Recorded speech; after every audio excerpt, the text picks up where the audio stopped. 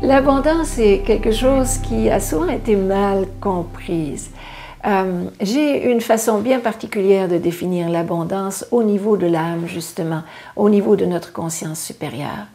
L'abondance dans la conscience inférieure, au niveau de l'ego, c'est simplement une accumulation de biens matériels et qui se fait à partir des structures de l'inconscient, à partir de la peur du manque, etc., ou à partir de l'orgueil, donc des structures qui sont peu intéressantes. Ce n'est pas de cette abondance que l'on parle.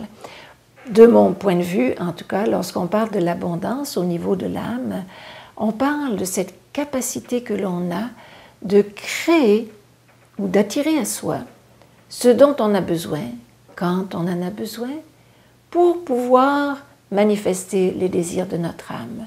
Cela veut dire que si on est vraiment en connexion avec notre âme, notre essence profonde, bien, et que l'on sent son intention, et si on est bien aligné avec elle, notre âme nous donne comme une baguette magique pour attirer à nous exactement ce qu'on a besoin.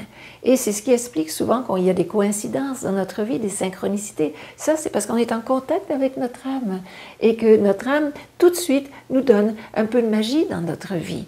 Chaque fois qu'il y a de la magie dans notre vie, c'est parce qu'on était aligné avec, des fois sans le savoir, avec l'intention de notre âme. Mais on peut cultiver cela. On peut cultiver cette capacité de connecter avec la présence, cette présence intérieure. Et à ce moment-là, ce que l'on va créer, cela va se faire très facilement. Mais on ne créera pas d'abondance au niveau de l'ego.